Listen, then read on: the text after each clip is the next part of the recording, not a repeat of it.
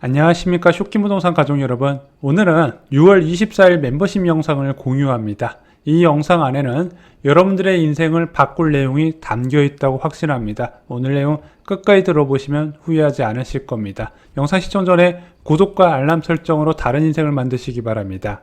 2월 중순부터 멤버십 영상을 시작하며 강조한 게 있습니다. 무주택자는 빨리 집을 사시고 갈아타는 사람들은 서둘러라. 그리고 1주택자는 주택수를 늘리라고 말씀을 드렸죠.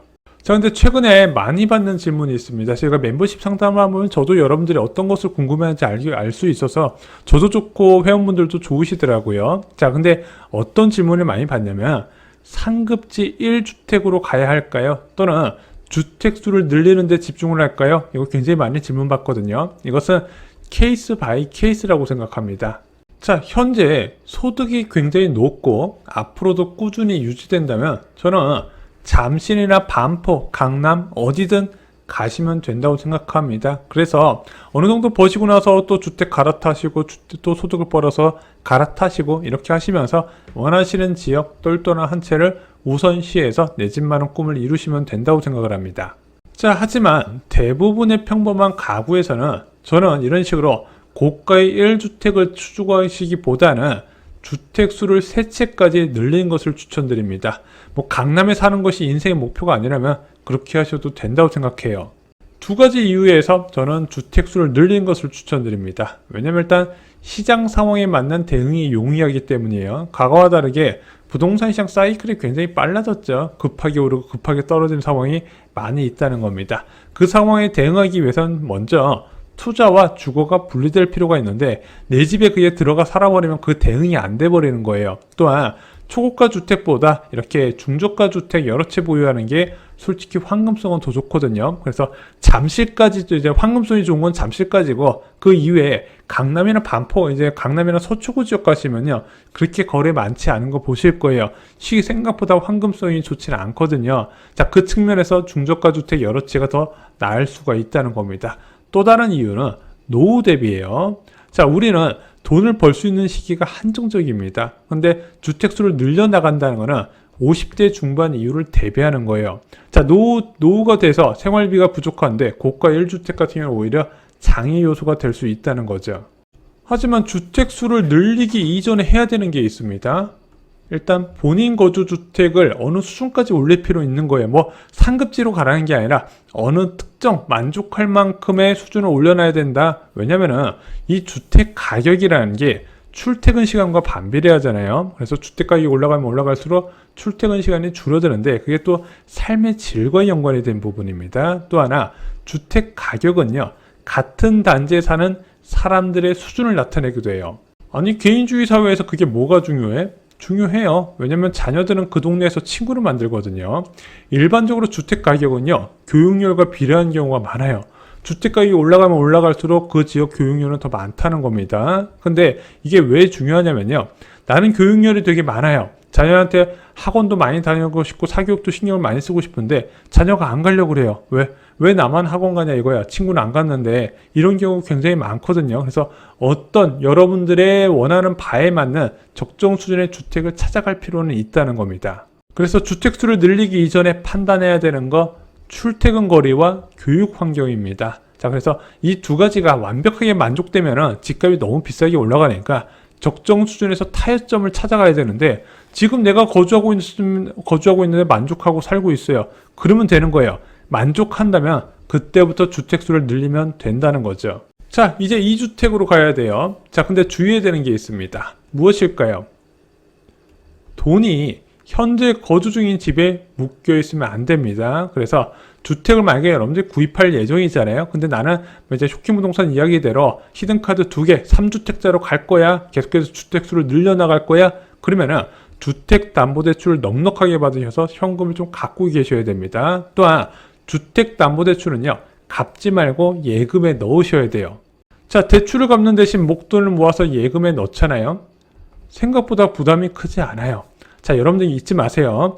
주택 구입의 기본은요, 넉넉한 현금 확보로 시작한다. 현금이 넉넉하게 확보될수록 더 많은 기대이익, 더 많은 기회를 찾을 수가 있다는 거 잊지 마시기 바랍니다. 1주택 상태에서 주택을 추가로 늘리는 방법이 뭐가 있을까요?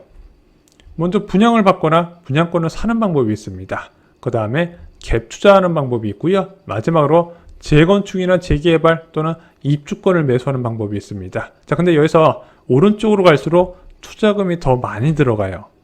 자, 저는 유주택자가 주택을 늘릴 때는 분양권만한 것이 없다고 생각합니다. 계약금 10에서 20%로 주택 취득이 가능하고요. 잔금 시점에 생활안정자금을 활용해서 이제 전세도 맞출 수가 있어요. 근데 아쉽게도 투자자가 좋은 분양권을 쉽게 잡을 수 있는 시기는 올해 4월 이후에 끝이 나버렸습니다. 지금은 투자자가 쉽게 분양받기 어려워요. 자, 그럼 현재 시점에서 주택수를 늘리는 방법 무엇이 있나요? 수요가 많지 않은 신도시를 잡는 방법이 있습니다. 대표적으로 2기 신도시예요. 그래서 검단 신도시나 이제 동탄 신중원 문화타운 같은 경우는 실소자들이 아직까지 긴가민가 한단 말이에요. 아, 이거 넣어야 되나? 아닌데 더 좋은 거 없나? 이렇게 찾아볼 때 투자자가 얼른 잡으시면 됩니다. 그리고 이제 비전은 있는데 청약자들이 좀 외면하는 게 있어요. 39에서 49 타입 초소형 분양, 지금 시장 분위기 자체는 실수자 중심으로 돌아가다 보니까 59 타입에서 84 타입이 수요가 많이 몰리거든요. 자, 이런 초소형 타입 투자자들이 잡을만 합니다. 마지막으로 12월부터 전매 제한이 풀리는 분양권이 있어요. 둔촌조공이나 철산자이, 장이자이, 동탄이나 검단 지역에서 자, 이런 여기서 나오는 분양권 전매 물량을 잡으셔도 됩니다.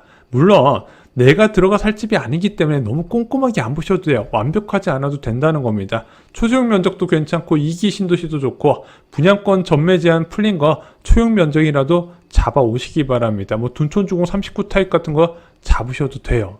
자, 일반적으로 이렇게 주택수를 늘려 나가잖아요. 그럼 한 2, 3년 정도는 굉장히 힘이 들게 됩니다. 당연하죠. 주택 한 채 있어야 되는 사람이 두 채가 됐으니까 이거 뭐 중도금 대출도 잔금 시점으로 들어가면 이게 현실로 다가오거든요. 그래서 전세금이 정말로 많이 올라주지 않으면 힘들 수밖에 없습니다. 근데 저는 이렇게 생각을 해요. 그 힘든 시기가 부를 늘리는 시기라는 거죠. 3주택은 어떻게 되나요? 일단은 3주택은 2주택이 되고 나서 뭐 전세금을 올려받거나 또는 본인의 소득으로 자금을 더 모았을 때 3주택을 시도할 수 있는데 지금 2주택인 분들이 3주택 되기는 쉽지 않거든요. 왜? 취득세 중과가 여전히 살아있기 때문이에요. 그래서 3주택자 지금 비조정 대상 지역에 취득하려면 8.8% 내야 됩니다. 이걸 정부가 7월부터 개편을 추진 중에 있잖아요. 그럼 4%대로 줄어들게 됩니다. 4%면 3주택자 입장에서는 주택 매수할 만해요. 그리고 취득세 중과에 적용 안 되는 입주권과 주거용 오피스텔도 많이 활용됩니다. 요즘 저한테 입주권 문의 주시는 2주택자분들 굉장히 많이 계세요. 자, 이렇게 시간이 걸리더라도 3주택 세팅이 완료가 되잖아요. 저는 노후 준비의 70%는 끝난 거라고 생각합니다. 자, 근데 나머지 30%도 채워야겠죠. 그 30%를 50대 중후반까지 계속 노력하면서 채우셔야 됩니다. 어떤 노력을 해야 될까요? 일단 투자한 주택, 이제 본인이 거주한 주택 외에 두 채 주택을 업그레이드를 시킬 필요가 있겠죠. 위치를 서울에 좀 더 가깝게 옮기거나 더 선호도 높은 신축을 옮기거나 또는 호재가 있는 지역으로 처분하고 갈아타는 방법이 있습니다.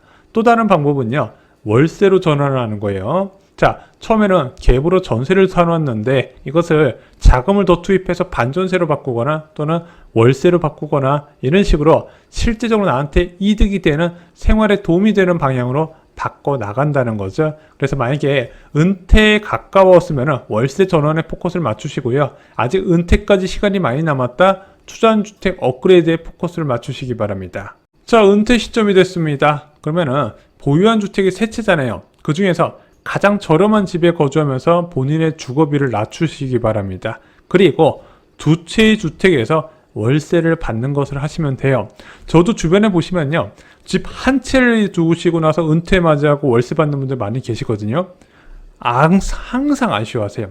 항상 아쉬워하기 때문에 저희가 두 채를 말씀드린 겁니다. 한 채 갖고는 부족하다는 거예요. 두 채면 괜찮습니다. 이제 이 두 채가 아주 좋은 곳이 아니어도 돼요. 뭐 빌라 한 채 있는 분들도요, 거기서 월세 받아가지고 노후연 국민연금하고 잘 사세요. 두 채 아파트면은요, 여러분들 노후 풍족해질 수 있습니다. 아니, 그래도 55세, 50대 후반까지 죽어라 대출만 갚으라고요? 너무 가혹하지 않나요? 좀 이렇게 생각하셨으면 좋겠습니다. 근로소득 없이 은퇴 이후에 35년을 더 살아야 됩니다. 35년. 여러분들이 일한 기간보다도 은퇴 시기가 더 길어요. 그것을 절대 잊지 마시기 바랍니다. 이 현실을 아신다면요, 그 두 채를 더 마련하는 게 꼭 여러분들의 선택상 돈을 벌기 위해서가 아니라 여러분들 생존을 위해서 반드시 필요하다는 것을 아시게 될 겁니다. 오늘은 멤버십 회원분들이 부동산 시장에 어떤 목표로 접근해야 되는지 정리하는 시간을 가졌습니다. 저희가 이 여러분들의 주택 세 채를 보유하는 과정에서 정말로 중요한 타이밍, 그리고 추천 입지, 매물 등은 앞으로도 멤버십 영상에서 지속적으로 다루겠습니다. 다음에 더 알찬 정보로 찾아뵙겠습니다. 여러분들 늘 감사드리고요. 주말 잘 보내시기 바랍니다.